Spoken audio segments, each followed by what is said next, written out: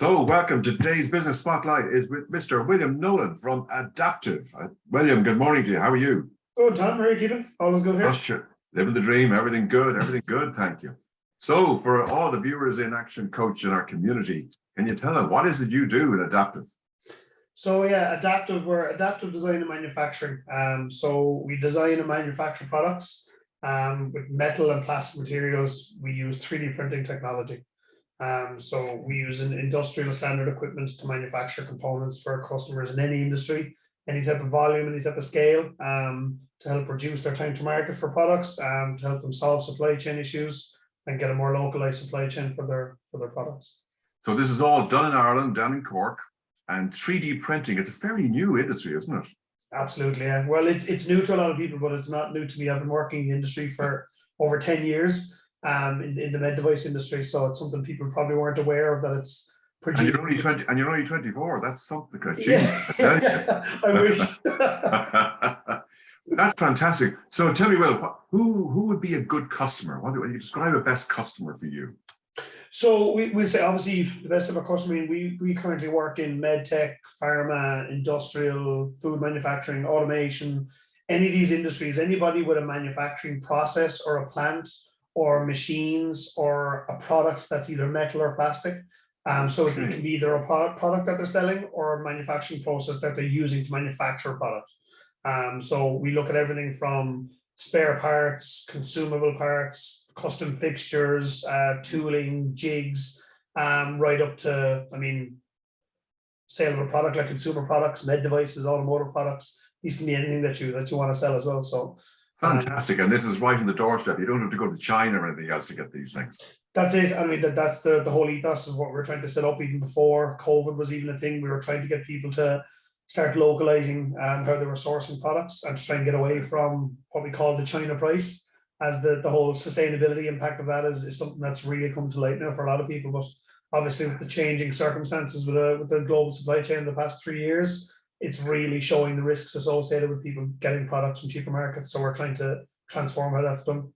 It's interesting how it's not always about price. It's sometimes you got to add in the other logistics that come into it, which kind of change the metric altogether. That's it, because one thing we found is a lot of customers we deal with they'll typically have, let's say, a strategy for carbon footprint reduction. They might have a strategy around digitization, and everything we're doing is ticking boxes in all those areas for customers. So where you might be getting a product that might cost you 20 cents a piece in, let's say, an Asian market or a far European market, or even an American market, the impact of getting that product to your selling market or to your local base, say if you're here in Ireland, the impact of that is quite large. Super. So listen, we all went through COVID, the dreaded C word. What would you say one of the two actions you took and they were forced to take due to the pandemic? I'd say, well, one of the things we're forced towards is the stuff we're working on now around digitizing spare parts and components.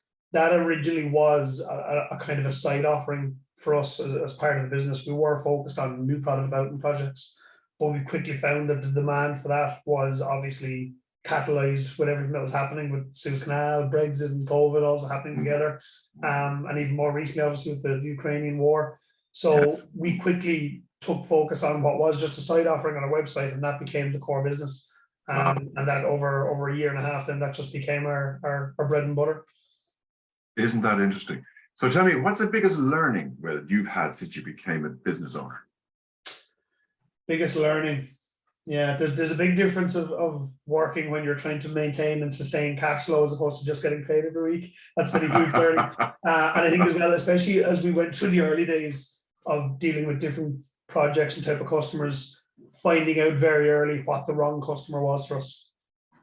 So while a project might seem interesting, learning very quickly whether or not this was going to pay the bills long term and be scalable and repeatable. So we found that out very quickly of how to really zero in on who we needed to be dealing with. Yeah, so taking orders for orders' sake doesn't always mean that you're on the right path. Interesting, yeah. Not to be a busy fool. Yeah, there you go. So tell me, when you were growing up, and you're pretty old now, obviously, when you were growing up, is this what you always wanted to do? Yeah, I always knew I'd be self-employed.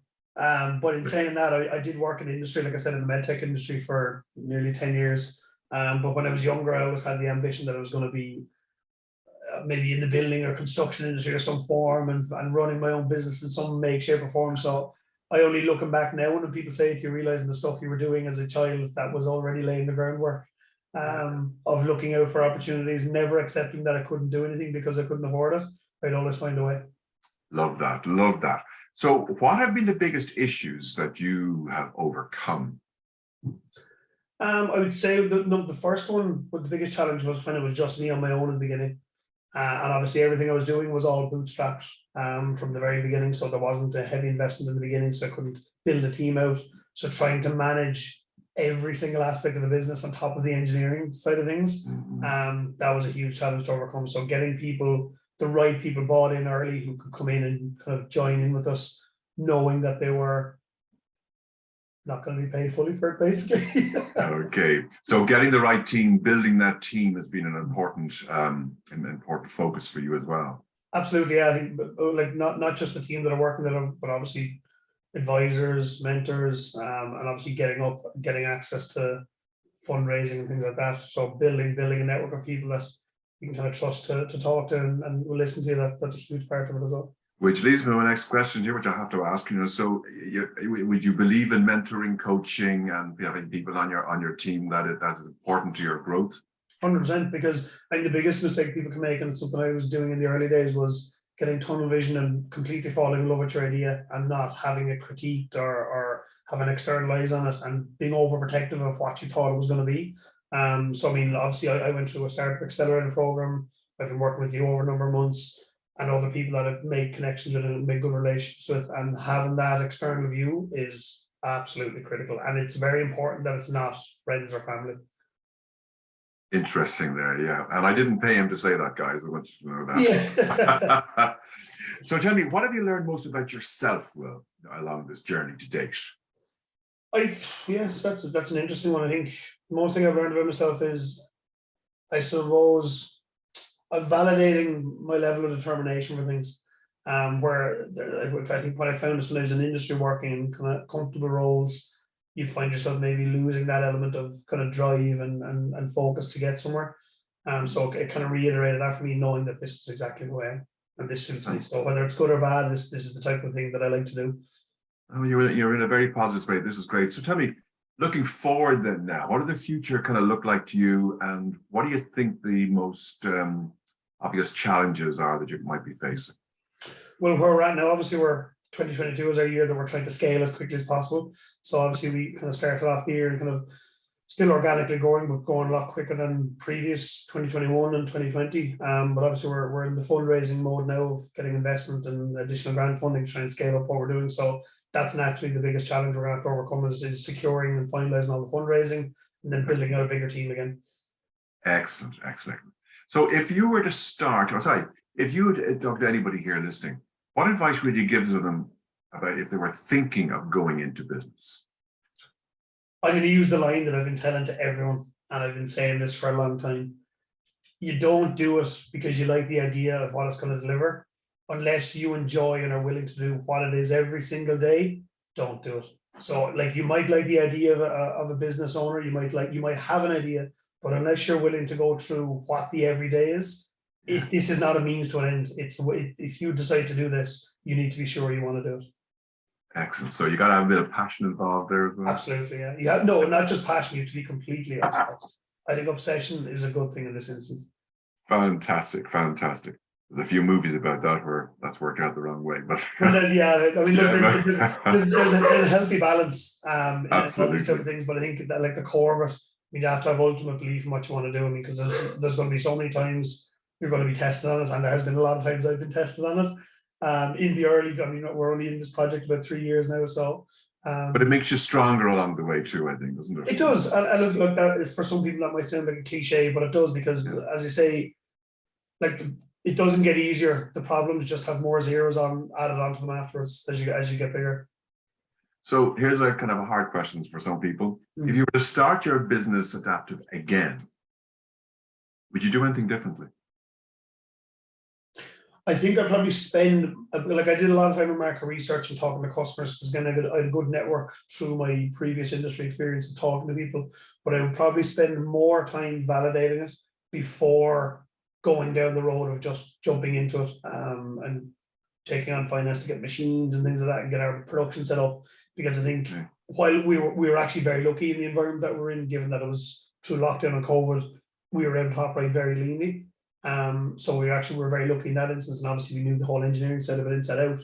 But I would probably spend more time getting a bigger picture on what was going on out there in the market.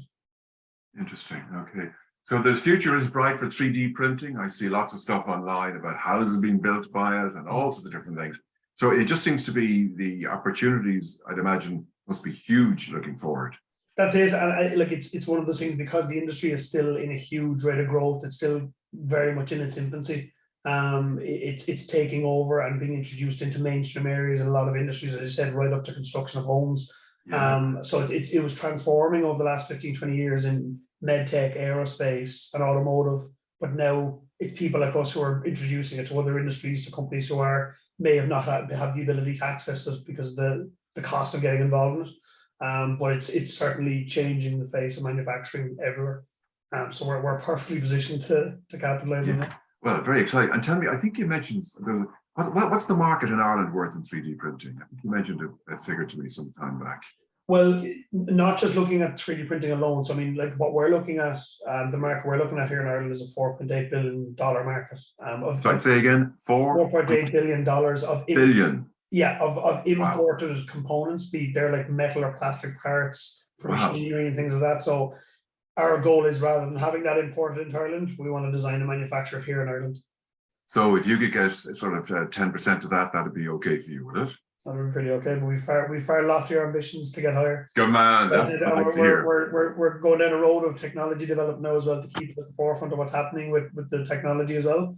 So I said, we're not just a service provider, we're pushing new areas that are going to be quite exciting when news comes out. Excellent. So, well, if any of our listeners and viewers here today would like to get in touch with you, or would like to kind of find out more about you, where would you guide them? Yeah, so you can go to our website, www.addaptiv.com, and that's ADDAPTIV, it's behind me there. There we go. Or you can email us at info@addaptiv.com, or directly to me at wnolan@addaptiv.com, and you can get all of our information on the website. I'm on LinkedIn. I'm very active on LinkedIn as well, so people can connect with me there and reach out. And I love talking to people about it, so I would talk all day about it if people wanted to hear about it. So reach out. Tremendous. Well, thank you so much for your time. And guys, a very interesting business, a disruptor, I would say, in the market coming in place, looking for a very, very bright future. So, Will, thanks for your time. Really enjoyed chatting to you, and the very, very best in the future. Thanks so much for having me.